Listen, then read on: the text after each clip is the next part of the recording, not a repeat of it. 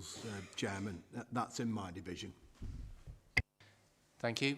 That means we've got local member input on tap, which is excellent. Any others? No. Right, minutes of the meeting held on the 1st of February 2023. Is it your wish I sign those as a correct record of the meeting? All those in favour? Thank you. Agenda item 4, proposed leases to academies. Councillor DeVille. Yeah, thank you, Leader. It's fairly straightforward in a standard academy lease. The expectation from the Department of Education is that we grant the lease to an academy in standard form. The two schools, Chairman, are the Henhurst Ridge Primary School, Burton-on-Trent, which is indeed in Mr White's division, and Greenleaf First School in the beautiful village of Milwich. Okay, and Mr Parry declares the necessary interest because it's in his division. Thank you, Chairman. I'll bring Jason in if he has any further comments on this agenda item. Thank you. Yes, they're both standard conversions. The Henhurst one has dragged on a bit. We opened the school in September 2018, but due to a few contractual issues, it's delayed the transfer. But now we're all good to go and seeking approval, please. Mr Turner, any comments before we move to other officers? No comments from me, thank you. Okay, legal. No comments from legal, thank you. Finance. No comments, thank you, Chair. Valuation. Haven't got one. That's me. Yes, sorry, you're on screen. Mr Causer is on screen because he has, I understand, COVID. I hope you're feeling okay, Mr Causer. Any comments? Just thanks, Mr Chairman. No, just occasional coughing fits. I have no comment on this one. Thank you. Thank you. Local members, Councillor White. Yes, I'll just say briefly, I had the pleasure of opening this school a few years ago after, as it says here, some construction issues on site. The issues in question were actually that all of the copper piping in the school was stolen. Yes, quite late on in the construction phase, and as you probably know, it's a bit of a job of work to get that replaced at short notice because it's all bespoke. So it's a school that had an interesting start. But I was back at the school just before Christmas, and it's wonderful to see it full of children pursuing their education. It's absolutely thriving, and it's nice that we can grant them this today, hopefully, and it's another loose end tied up for them as they finish their rollout as a new school. So fully supportive. Councillor Parry, any comments as the local member? Not really. It's a small school. It has struggled with numbers in the past, and I hope this helps it to be stronger and sustainable. To the remaining members of the committee, because two of the members of the committee are probably cup-tied as a result of it being in their local area, any comments? No? No. In that case, these are always pretty straightforward, the grants of leases to academies. So all those in favour? Thank you. That is approved. Next item on the agenda is the grant of a lease of bus and coach park, Station Road, Cheadle, Staffordshire. Councillor DeVille. Thank you, Chairman. Yeah, in declaring the necessary interest, Chairman, I'm really pleased to see this item come to the group today. It's a retrospective lease for the coach park, which serves both Cheadle Academy and also Paisley Catholic Academy. It's taken some time to finalise the operational arrangements around this, and I've been involved in fairly deep discussions with both schools. The arrangement really will be beneficial to both schools and beneficial to the area. And Chairman, when this lease is completed, the site will be maintained by the academies, hence saving this council money. Any further comments from Mr Wilkinson, Jason? Thank you. Mr Turner, any additional information we need before we consider? No information, just as Councillor DeVille says, it's taken a while, and it is good now that the operational arrangements are certain, and the two schools can look after it for the benefits of themselves and their pupils. Yeah. Thank you. Legal? No comments, thank you. Finance? No comments, Chair. Valuation? No, just a minor comment. The two leases end a year apart from each other. I just didn't know which of the two dates was going to be used for the expiry of the bus station site. Is it the latter one, presumably? Legal?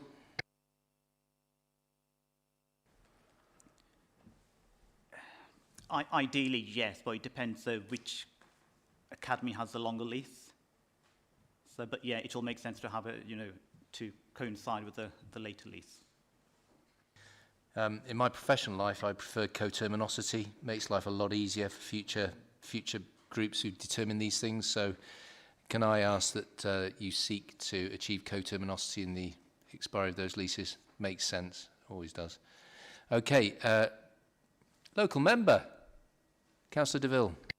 May I just endorse Mr Turner's comments about the benefit to both schools and the benefit to the area. I'm really pleased that we've managed, after much discussion, to reach this point, Chairman. So the recommendations are to grant a lease of site in the format of the standard Department of Education Academy lease to mirror the existing Academy leases. The final details of transactions to be delegated to the Assistant Director for Commercial and Assets. Members of the committee, any comments before we go to the vote? Looking. Nobody's indicating. Uh-oh, Mr Turner's got that quizzical look on his face, which is always a bad sign. Is that something that's on your mind, Mr Turner? No? Sure? Good. Any comments? No? In which case, you've heard the recommendations. All those in favour? Agreed. For the recommendation, that is unanimous. Brilliant. Moving on to agenda item number 6. Former Audley and Halmer? What? Halmer End Youth Centre, proposed renewal of lease. Councillor DeVille. To play cricket in that area, Chairman, against Bignell End, no less. This is an interesting project. There's about 3.5 years left on the current lease. The Halmer End Community Interest Company wishes to apply to the Football Association, that's the Football Foundation, for funding, and to Stoke City Football Club for funding to improve the pitches, particularly improving the drainage of the pitches. This 15-year extended period will then enable the group to apply for the necessary grants. You'll see the pictures in the pack there of extensive usage of the centre from various groups. The building, I'm pleased to say, is in excellent condition and is very, very well used. And you'll probably see a photograph, Leader, there of the local MP making a presentation to the local children, and all the children are interested in is their ice creams. Really good project, Leader, and I'm very pleased to bring it to committee this morning. Thank you, Councillor DeVille. I don't see you in any of the Tai Chi or armchair yoga photos. Do you participate? No, I just stick to veterans cricket and walking football, Chairman. Excellent. Mr Turner, is there any information we need before we move forward with the conversation? This is one that I've been personally involved in, and I would just like to just sort of hold this up as a really good example of community use of one of our assets. Yes. So they are a really well organised group. They really do look after the building, and they do some fantastic sort of activities from there, and it is a really buzzing, thriving place whenever I've been, particularly around the cafe, and they bring in older people and that kind of stuff. So it's a really brilliant thing to do. And of course, this is securing funds to upgrade the facility. So the football pitch that specifically at the moment, the first one is to upgrade the drainage to the football pitch, which isn't usable throughout the whole of the season because of drainage issues. So that's fantastic. It's just a bit disappointing that the local dog walkers leave their dog mess on there, so that's a bit unfortunate. So we are trying to see if we can join them up with the parish council and that kind of thing to help that out in the future. Yeah. In terms of the site, it's just been put in the neighbourhood plan for open space, so We want to help this be made sustainable for football, local recreation for as long as we can. Thank you. I think the photographs in the pack are really helpful. It gives you an illustration of how well loved it is, particularly the outside of the building. Right, legal. No comments, thank you. Comments? No comments, thank you. Valuation? No, we've done this sort of thing several times before for groups to obtain grant funding, so I have no objection at all. Do we have comments from the local member, Councillor Wilkes? He's in support of this. Thank you. Right. Did I ask you, Mr. Turner, if you had any additional information? I forget now. You did, and I just gave a bit of a summary. There's nothing further for Thank me you. to It's add. just, it all blends into one, unfortunately. Right. To members of the committee, any comments or observations? Councillor White. Yeah, just briefly, I think this is a really strong proposal, and it's almost an object lesson in applying the principles that we've developed over the time this committee's been in operation around how we will allow groups to use these assets. There are a lot of very worthy calls on using our assets, but what we expect is that not only is it being put to a good use, which it plainly is, but also that asset's well looked after and used in a really inclusive way. And demonstrably that's the case in this instance. The photos do tell a tale, don't they? But also you can see there's good governance here. There's a real sense of purpose and there's a real programme being run from this property. So it's exactly where we want to be with this. Great to see, and I'll look forward to supporting it. Councillor DeVille, then Councillor Parry. I'm really pleased to bring this report, Chairman.